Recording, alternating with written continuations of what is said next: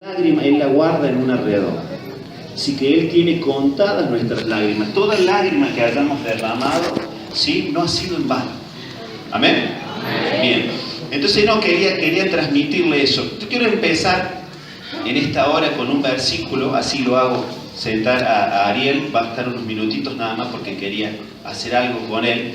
Yo quiero que usted me acompañe al libro de Hebreos, capítulo 12, del versículo 12 al 14. La Reina Valera vamos a leer.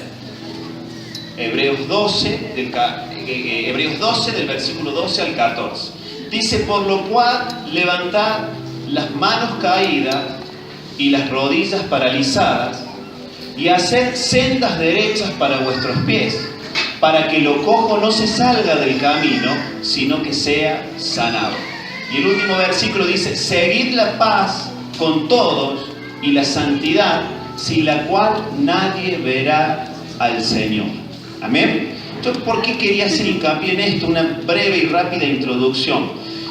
Porque si usted ve, si lo pones en el versículo 12 nuevamente, es una orden, ¿sí?, para que nosotros lo hagamos. Usted en ningún momento dice ahí que Dios va a levantar las manos caídas.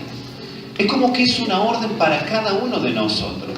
Nos está diciendo la palabra que levantemos nuestras manos y que también pongamos en actividad esas rodillas paralizadas. ¿Sabe por qué quería encarar este tema así? Porque cada cosa que hagamos en Cristo es una decisión personal. Si usted ha venido en esta noche a este lugar, es porque usted ha decidido venir a este lugar, ¿sí? A no ser que haya alguno aquí que lo han obligado a venir. Si lo ha obligado a alguien a venir, le puedo asegurar que Dios tiene un propósito con usted. Así que no se sienta mal y espere un ratito, porque como decía el pastor hace unos minutos, Dios tiene algo preparado muy grande, muy importante para hoy y para toda la semana. Amén. Esto no es una idea de un hombre, esto no es una idea de un ministerio, esto es una idea de Dios, puesta en el corazón del hombre. Amén. Entonces yo me detenía unos minutos en esto, en esta orden que nos da la Biblia. Levantas tus manos caídas y tus rodillas paralizadas.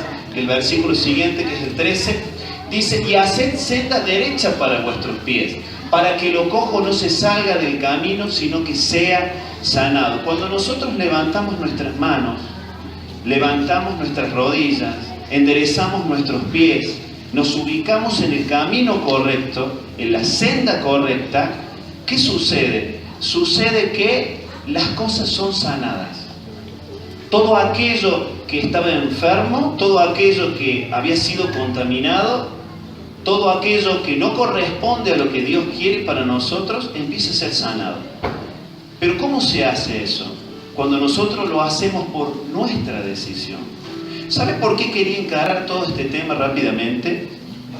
Porque yo veo esta cadena de ayuno y oración, yo veo esta urna con todo lo que hay acá adentro, y estoy completamente seguro que faltan muchas más cosas aquí adentro. Es una decisión personal que tenemos que tomar.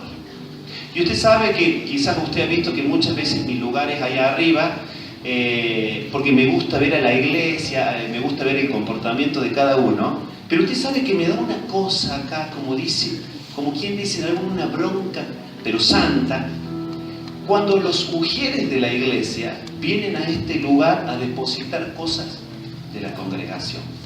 ¿Sabe por qué le digo? Porque veo este acto espiritual que estamos haciendo como el recibir a Cristo en el corazón. Cuando alguno de nosotros ha recibido a Cristo en el corazón, no mandó a un ujier para que hiciera la oración. No mandó a un ujier para que confesara al Señor como nuestro Rey y como nuestro Salvador. ¿Sabe por qué? Porque hay cosas que no puede hacer otra persona por nosotros. Las debemos hacer nosotros. Yo entiendo que es un momento quizás de vergüenza, es un momento de, como usted lo quiera llamar. ¿Sabe qué le recomiendo? No lo haga en el medio de la reunión. Hágalo antes, hágalo después, o hágalo quizás en algún momento donde la iglesia vio que hay algunas actividades, bueno, esta semana no va a haber, pero usted viene sin que nadie lo ve, deposita lo suyo acá. ¿Sabe qué significa? ¿Sabe el valor espiritual que tiene eso?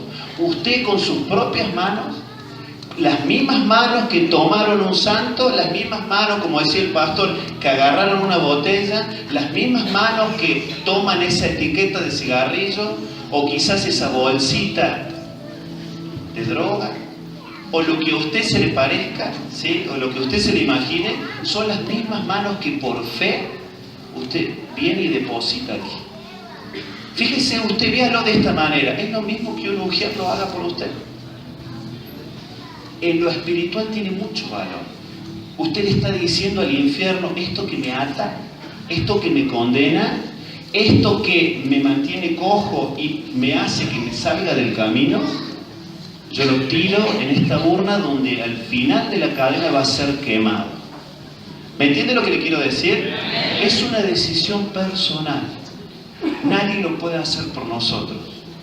Por eso yo lo hice quedar un ratito a Ariel aquí en este lugar, porque hablando por teléfono justo con él por determinadas cosas que se han levantado a todos, cosas que se me han levantado a mí, cosas que se le han levantado a él también, como por ejemplo lo del auto. Me comentaba que anoche tuvo un inconveniente con el vehículo.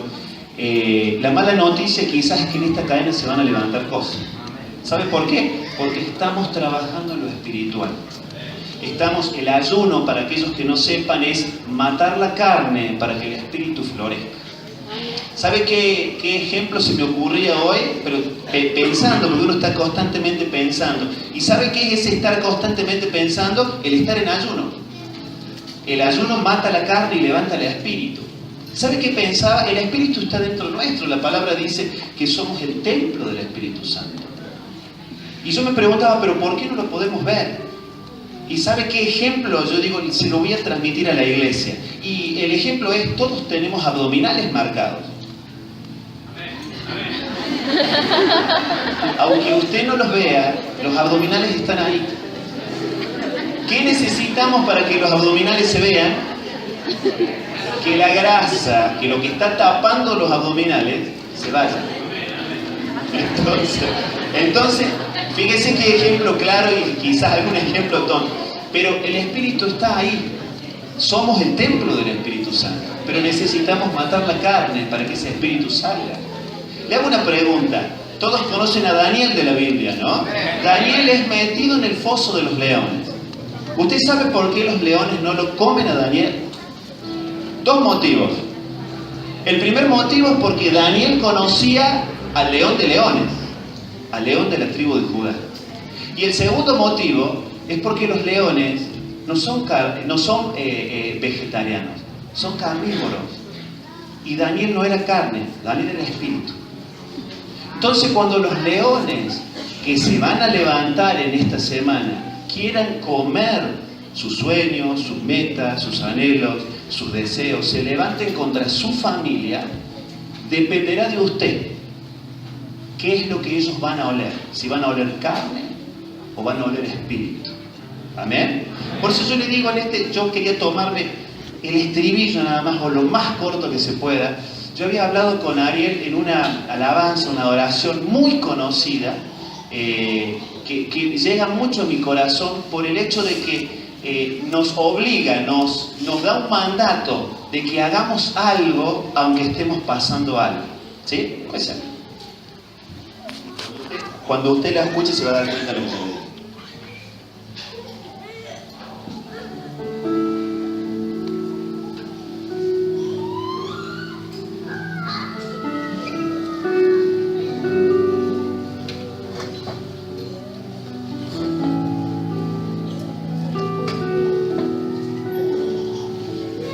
Levanto mis manos. ¿Lo puede declarar en esta noche? Aunque no tenga fuerza,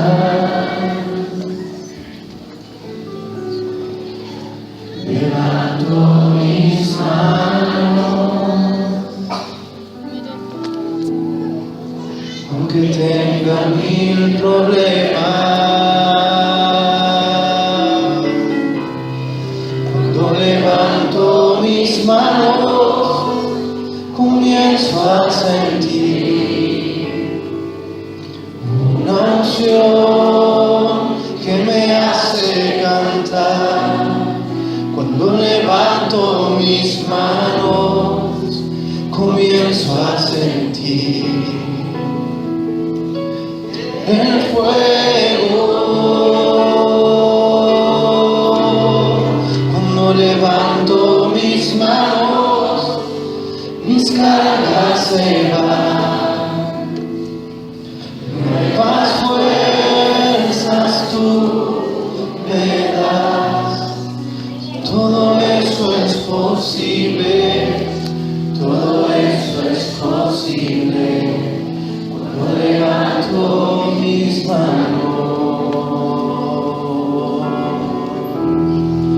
cuando levanto mis manos. Gracias. Dígame si no es una orden que esa alabanza, que esa adoración nos da. Todo es posible cuando levanto mis manos, a pesar de lo que me pase, a pesar de lo que me pasó. Si yo levanto mis manos, estoy declarando que dependo solamente de Él. Y hablando un poquito de santidad, que la santidad era despojarnos de todo aquello que nos frena, que nos detiene, ¿sí? Nuestro pastor Marcelo nos estuvo explicando en todas las reuniones, y él hacía hincapié que la santidad es separarse, que la santidad es apartarse, que la santidad es cortar. Y si nos vamos al último versículo de lo que veíamos, que es el 14, y ahí hay algo muy fuerte que impacta mi corazón, porque me dice, seguid la paz con todos y la santidad. Y no dice buscar, dice seguid la paz y la santidad. Es decir, uno no sigue algo que no ha encontrado. Uno no sigue algo que no conozca que está. Por eso, yo lo que he venido a decirles, y con esto termino con el tema de la santidad, es que la santidad no es un destino. La santidad es un camino. Toda nuestra vida, todos nuestros pasos deben estar acompañados de esa santidad y de esa paz. Y hay algo muy fuerte que dice ese versículo. Dice, seguir la paz con todos, no con aquellos que me hacen bien o con aquellos que me hacen mal. Con todos. Y después está ese y la santidad, sin la cual nadie verá al Señor. Y eso me dio una cosa en mí, porque digo, sin santidad no veremos al Padre. Sin separarnos, sin cortar, no veremos al Padre. Usted sabe que la palabra santidad proviene de la palabra hebrea que es kadosh. No sé si usted se acuerda cuando hablamos de Israel, ¿sí? Que esa canción que hicieron los chicos aquí hablaba de kadosh, santo, santo, santo. Eso es santidad, eso es separarse, eso es santidad. Pero hay otro significado más, no se quede únicamente con separarse. ¿Sabe cuál es? Es kad. Y ese significado de kad significa brillar, significa alumbrar, significa sobresalir. Entonces no sirve de nada si nos apartamos para el Señor si no brillamos. Y no brillamos con luz propia, brillamos con esa luz que nosotros reflejamos pero que proviene de Él. Por eso es necesario la santidad. Esta semana de cadena de ayuno y oración vamos a ayunar y vamos a orar por nuestras metas. Pero ¿sabe qué? Quizás hay algo que no permite que cumplamos nuestras metas. Quizás hay un obstáculo y ese obstáculo nos evita que estemos en santidad. Evita que nos apartemos, evita que nos alejemos.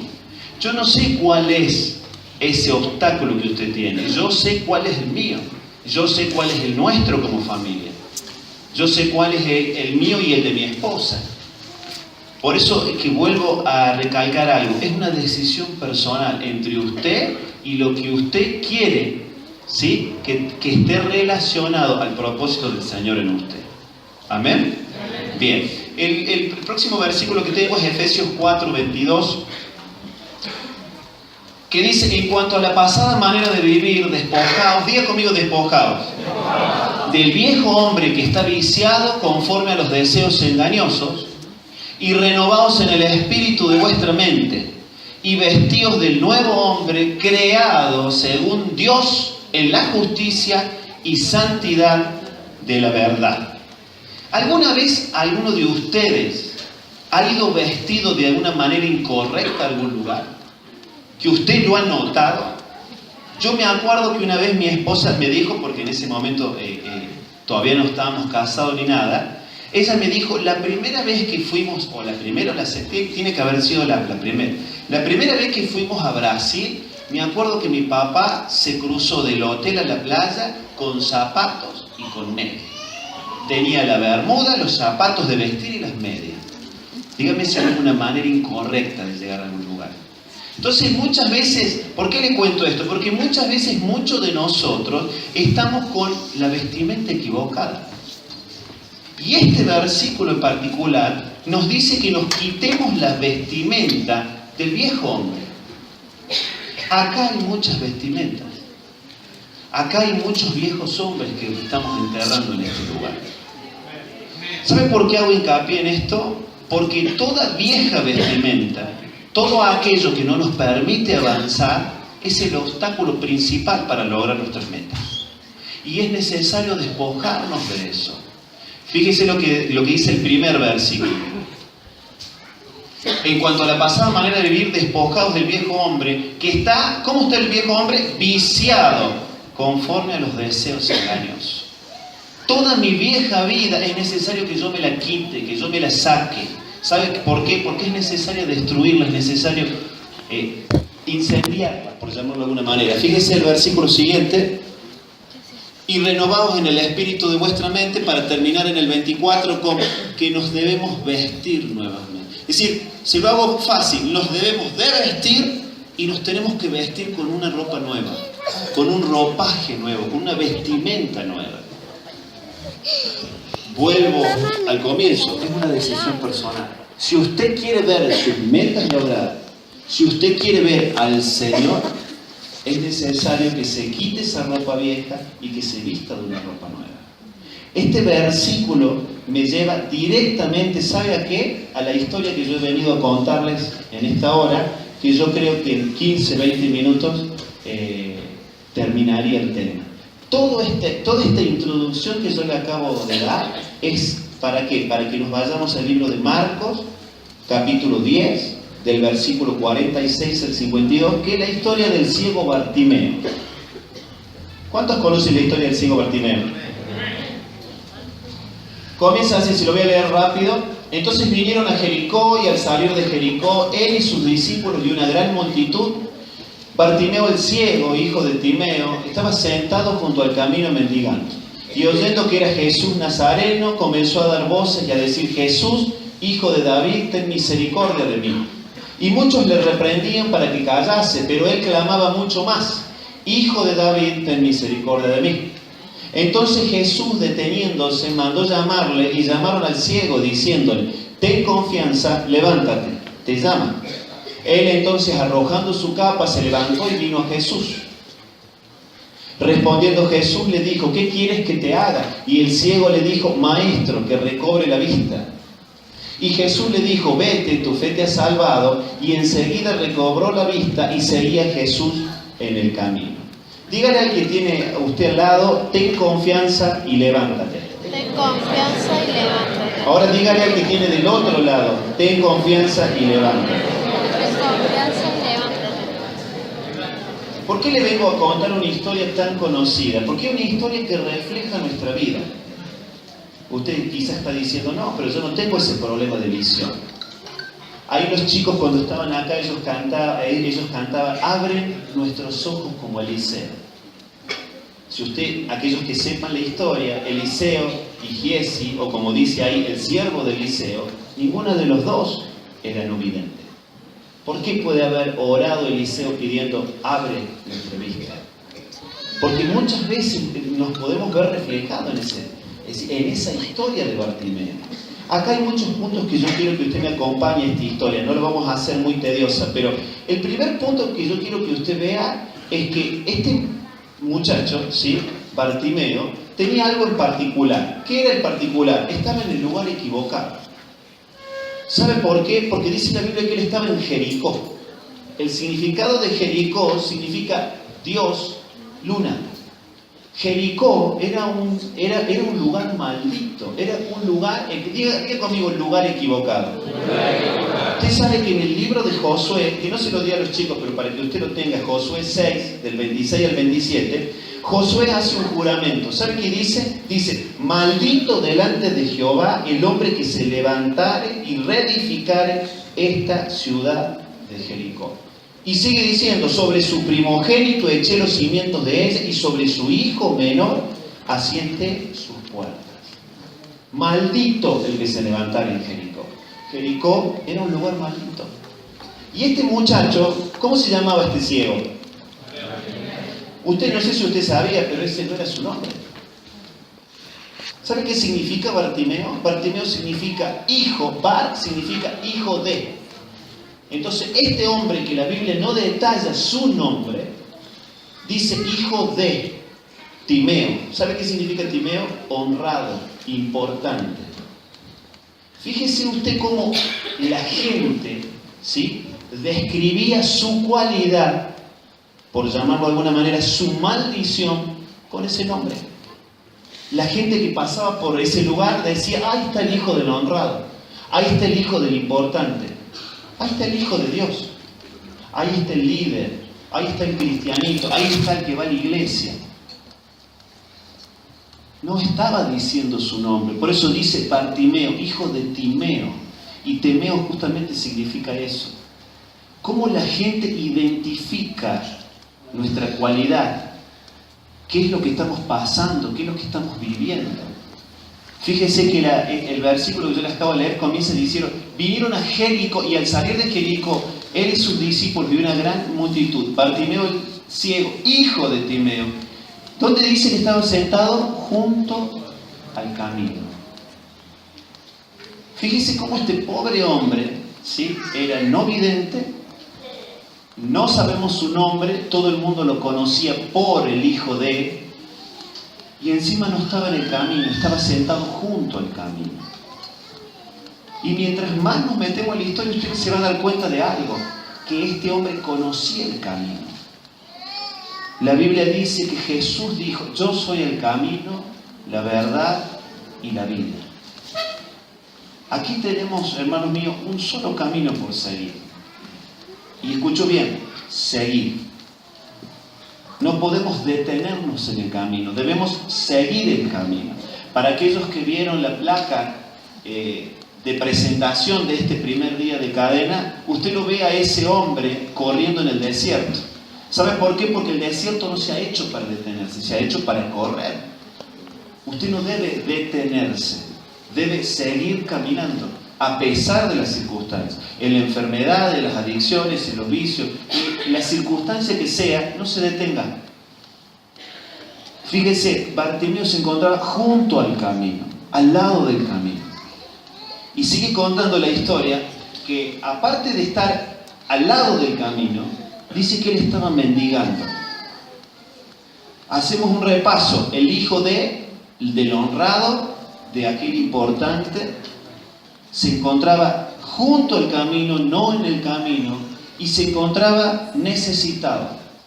La palabra mendigar tiene dos significados. Una es necesitado, y la otra, que es el significado que la Biblia le da, es el de defectuoso. La palabra mendigo en la Biblia lo representa en el original, en el hebreo, como defectuoso. Son aquellas personas que tienen un defecto y que se ven imposibilitadas para trabajar. Por lo tanto, la única manera de ganarse la vida es pidiendo. Pero este muchacho se encontraba necesitado de algo. No sabemos si es de afecto, no sabemos si es de dinero, no lo sabemos. Lo que sí sabemos que era hijo de alguien importante. Yo quiero que usted después se haga la película a usted y que diga qué es lo que le podría haber estado pasando a esta persona. Vamos al versículo siguiente, porque dice, y oyendo que era Jesús Nazareno. Es decir, la historia dice que este muchacho era ciego, no sordo. Entonces podía escuchar. ¿Cómo escuchó? Vamos, si nos metemos en la historia, podemos pensar que quizás la gente que apretaba a Jesús cada vez que él caminaba por los pueblos, quizás iban hablando su nombre, gritando su nombre, o quizás iban pidiendo que le sanaran, no lo sabemos, pero dice que él escuchó hablar que era Jesús Nazareno. ¿Y qué empezó a hacer? Comenzó a dar voces y a decir palabras que en la Biblia usted la va a encontrar solamente 2 veces. Usted la va a encontrar en esa mujer cananea que es tratada como un perro, a lo que ella responde, pero hasta las migajas que caen de la mesa, y ella pide, aunque sea una migaja, esa mujer que va a clamar a Jesús porque su hija se encontraba endemoniada. Ese es el único caso, junto con Bartimeo, que usted va a escuchar que alguien le dice al Señor: Jesús, hijo de David. Hay una versión que dice: Señor, hijo de David. ¿Sabe por qué recalco esto? Porque esto nos demuestra que este muchacho realmente conocía quién era Jesús. ¿Sabe por qué? Porque lo conocía por su nombre, y en esa versión que me gusta más, que dice Señor, ¿sabe qué le estaba diciendo? Le estaba dando, o por lo menos estaba representando que él tenía poder.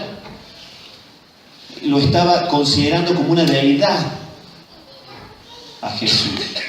Y cuando le dice hijo de David, ese muchacho estaba reconociendo que él era el Mesías. Entonces yo le he venido esta noche a preguntar: ¿qué hace alguien que conoce quién es Jesús? Que reconoce a Jesús como Señor, que reconoce a Jesús como Mesías. ¿Qué hace alguien así al lado del camino, mendigando y no vidente?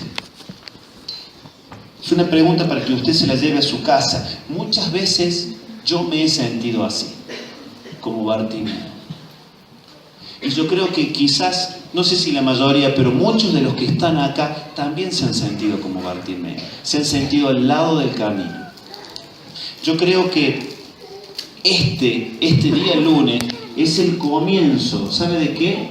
Del que empezaremos a ver todas las noches de esta semana, hasta el día domingo, a Jesús pasar por acá. Y dependerá de nuestro grito, dependerá de cuánto elevemos nuestra voz para que el Señor nos escuche. ¿Sabe por qué? Porque la historia sigue diciendo que él gritaba. Vuelve el versículo 48. Y muchos le reprendían para que callase. ¿Pero qué hacía él? Él clamaba mucho más. ¿Sabe por qué? Y le vuelvo a repetir lo que le dije anteriormente. En esta semana se van a levantar cosas.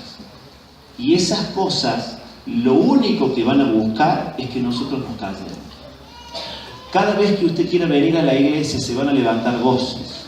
Van a suceder cosas. Con el único objetivo que usted no venga. Que usted no cumpla por lo que está orando. Que usted no cumpla por lo que usted tiene que depositar acá. Es necesario que usted lo deposite, es necesario que usted lo anote, que usted lo declare. Si se olvidó, vuélvalo a anotar. Aquel que no lo hizo en enero, en febrero, hágalo ahora nuevamente. Cumplió varias cosas, vuelva a agregar próximas metas, metas cortas por estos 6 meses que restan. Pero es necesario. Cada día que usted venga acá, le está gritando a Jesús: Señor, hijo de David, ten misericordia de mí. Por eso, mientras usted más grite, más cosas se le van a levantar. ¿Y sabe qué es lo que más duele de esta historia? Que los mismos discípulos, los mismos seguidores de Jesús, son los que trataron de callar a ese ciego. Pero ¿qué sucede? Llegó un momento, que es en el versículo siguiente, donde dice: entonces Jesús, deteniéndose, eso significa que él iba caminando, mandó llamarle. Usted sabe que Jesús sigue escuchando nuestro clamor. Jesús sigue escuchando nuestras lágrimas cada vez que caen al piso. Él conoce cada lágrima que usted ha derramado. Él conoce su petición. Él conoce cada cosa que usted ha escrito o va a escribir y va a depositar acá. Él conoce cada cosa que usted guardó acá. Quizá usted se está preguntando: ¿y es necesario escribirlo? Sí, es necesario, porque en lo espiritual usted lo está declarando. Yo no quiero más esto y quiero esto. No quiero que nada me detenga. A partir de ahora, yo voy a levantar mi espíritu y voy a matar mi carne. dice que Jesús se detuvo. ¿Y qué hizo Jesús? Lo mandó a llamar. Yo creo que en estos 7 días de cadena Jesús nos va a mandar a llamar. ¿Y saben qué es lo más importante de todo esto? Es qué es lo que le vamos a decir a Jesús cuando nos mande a llamar. ¿Sabemos realmente qué es lo que queremos? Este muchacho no titubeó. Este muchacho no se puso a pensar como otros o como el paralítico de Betesda que dijo, no tengo nadie que me meta. No, este muchacho le dijo directamente lo que él quería. Y llamaron, ponme el anterior. Deteniéndose mandó a llamar y llamaron al ciego diciéndole, ¿qué le dijeron? Dígale a alguien que tiene al lado nuevamente, ten confianza, levántate. Confianza, levántate. ¿Sabe por qué? Porque para levantarse debemos tener confianza. ¿Sabe que en otras palabras qué es lo que le estaba diciendo? Le estaba diciendo, cree. Le estaba diciendo, ten fe. Yo creo que si usted está en este lugar, es porque algo grande Dios tiene con usted. Quizá usted está creyendo en su mente en esta noche, bueno, voy a ir para que el pastor me vea. Voy a ir porque, bueno, hoy justo no tengo nada que hacer. Voy a ir porque ya no hay más partido de la selección. Voy a ir porque, bueno, porque ganó Brasil y nosotros nos quedamos afuera. No lo sé. Pero si usted está creyendo eso, está equivocado. Si usted está en este lugar es porque el Señor lo trajo a este lugar. Y va a llegar un momento en estos días de reunión en el que el Señor le va a preguntar, ¿qué quieres que te haga? Dice que él se levantó, dice que los mismos que le decían que se callara, cuando el Señor lo manda a llamar, esos mismos le dicen, ten confianza, levántate, te llama. ¿Sabe por qué? Porque el mismo que muchas veces habla mal de ti, el mismo que te hizo daño, el mismo que te lastimó, el mismo que usted sabe que es el mismo que va a reconocer el milagro que Dios va a hacer con cada uno de ustedes. Por eso si usted alguna vez se preguntó, ¿por qué no me lo quitó del camino? ¿Por qué no lo destruyó? ¿Por qué no lo mató? ¿Por qué no? No sé. Si alguna vez usted se preguntó eso, Dios le está diciendo, ¿sabe qué? ¿Quién va a ser el que va a ver el milagro que yo voy a hacer contigo? Él va a ser el que te va a aplaudir. Él, por eso es necesario que esa persona esté. Los mismos le dijeron, ten confianza, levántate y llama. Y el versículo 50, él entonces, ¿qué hizo este muchacho? Arrojando su capa. ¿Sabe por qué? ¿Sabe qué representaba esa capa?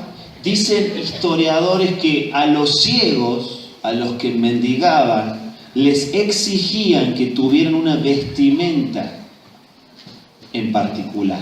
Algunos dicen que su capa era negra, otros dicen que su capa era marrón, no importa el color, pero había algo que lo diferenciaba del resto. Había algo que él tenía que tirar, había algo que él tenía que traer, había algo. ¿Sabe qué era ese algo? Era el obstáculo que él tenía. ¿Sabe para qué? Para poder ver. Le estoy hablando en lo espiritual. Él se encontraba cegado, él no podía ver más allá de ese costado del camino que tenía. Pero al escuchar la voz del Señor, él se levantó y antes de acercarse hacia el Señor, él levantó una vida. ¿Por qué será su vida? Él levantó la vida de pedir, de mendigar, la vida de esas palabras que le dijeron. Cada vez que le decían Bartimeo, usted ya sabe qué es lo que le decían.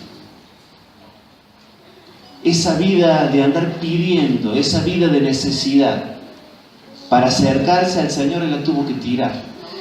Y él tiró su capa, se levantó y vino a Jesús. El último versículo, respondiendo Jesús le dijo lo mismo que le va a preguntar a ustedes: ¿qué quieres que te haga? Y el ciego le dijo: maestro, que recobre la vida, que recobre la vista. El versículo siguiente dice que fue curado instantáneamente y Jesús le dice: tu fe te ha salvado. Y termina diciendo que él empezó a andar por el camino correcto, lo empezó a seguir. ¿Sabe para qué es la visión? ¿Sabe para qué es la vista que el Señor nos da? Para que le podamos seguir. Quizá usted está pensando, pero yo he venido por mis metas hoy. Yo he venido por mis sueños, por mis anhelos. He venido a dejar mis obstáculos para poder cumplir mis sueños y mis metas. Me he santificado por 3 días para poder cumplir mis sueños, mis metas, mis anhelos. Si usted va a la Biblia le dice, busca primeramente el reino de Dios y su justicia, y todo lo demás va a ser añadido.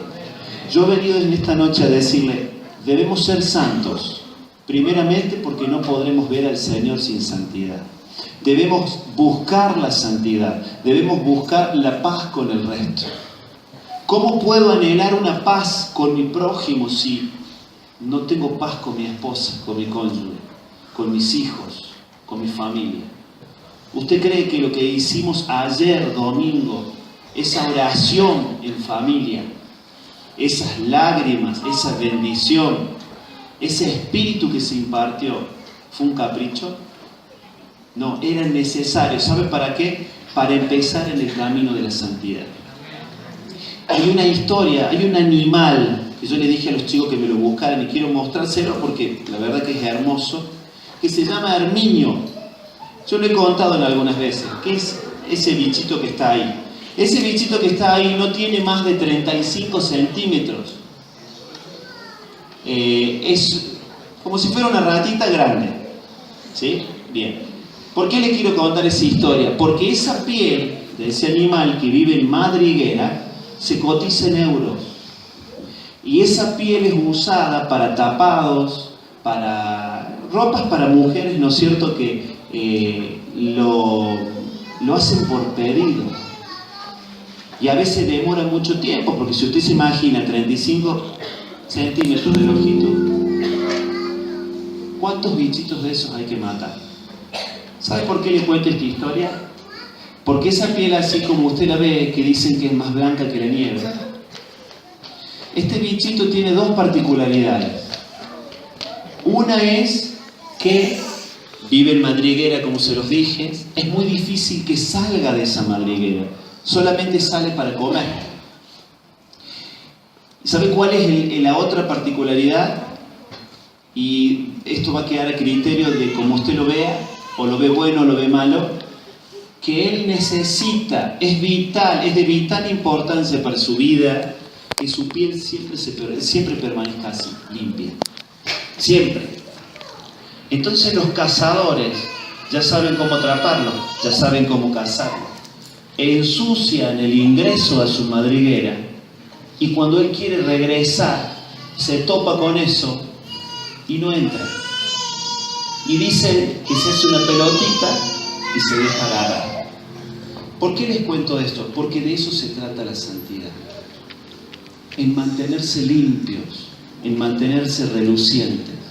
Y si es necesario, dejarse matar. Una historia muy triste en realidad, pero es cierta, es verdadera. Cómo Dios por medio de la naturaleza nos muestra lo que Él quiere decir en su palabra. Cómo Dios por medio de lo que Él ha creado, porque la naturaleza es algo creado por Él, cómo nos demuestra a nosotros qué debemos hacer para poder verlo, qué debemos hacer para cumplir nuestros sueños, qué debemos hacer para regresar al camino. Yo no sé si a usted en algún momento lo han llamado hijo de. Yo no sé si usted en algún momento ha estado mendigando. Yo no sé qué tipo de manto es el que usted tiene. Yo no sé qué tipo de vestidura es la que usted tiene. Quizás es una vestidura de vergüenza. Quizás es una vestidura de falta de perdón. Quizás es una vestidura de incredulidad. Yo, si lo veo acá, creo que a esa la dejaría de lado, porque yo sé que usted por algo está acá en este lugar. Pero ¿sabe qué? Para poder buscar la santidad, para poder caminar en santidad, es necesario tirar nuestra capa. ¿Sabe por qué? Porque el Señor nos llama. El Señor nos llama constantemente. Si usted no lo ha escuchado, es porque esa capa que usted lleva, es porque esa vestimenta que usted lleva, no permite que usted lo escuche. Pero Él en esta semana va a gritar por usted y va a esperar que usted grite por Él. Si usted recuerda el día viernes, y con esto voy terminando, el pastor nos hablaba de Acán. Nos hablaba de este muchacho que por sus actos, él lo que hizo fue maldecir al pueblo. Y ese pueblo, que fue una batalla, perdió con un ejército muy chiquito. ¿Por qué le cuento esta historia? Porque el significado de Acán es problemático. ¿Y sabe por qué otra cosa? Porque entre las cosas que él había robado, entre esas cosas que él debía eliminar y se trajo para su casa, había un manto babilónico. Había oro, había plata, pero había un manto babilónico. ¿Cuántas veces aquellas cosas que el Señor nos dice que debemos despojarnos? Despojarnos es quitarnos. Si usted se va al significado, dice quitarnos con violencia, quitarnos violentamente. ¿Cuántas veces aquellas cosas que el Señor nos dice que nos despojemos, y porque nos convienen, porque tienen valor, supuestamente tienen valor, las enterramos en nuestra tienda? Dice la historia, dice la palabra que Acán la enterró en su tienda, bajo tierra. ¿Sabe cuál fue el fin de Acán? Sus hijos, sus yernos, su familia entera. Él fue apedreado y fue quemado. ¿Sabe por qué? Porque la maldición nos lleva a eso, a ser apedreados y a ser quemados en lo espiritual. Por eso, si alguno de ustedes quizás tiene un anhelo en el corazón, tiene alguna meta que usted haya escrito, no importa, es importantísimo que lo escriba, ¿sí? Tiene 7 días para hacerlo. Pero si usted quizás hace mucho que está anhelando algo, es necesario que empecemos a ver en nuestra tienda. Es necesario que de última tengamos que escarbar la tierra si quizás no hay algo ahí. Lo hablo en lo espiritual. Por eso, mientras usted se pone de pie en esta hora,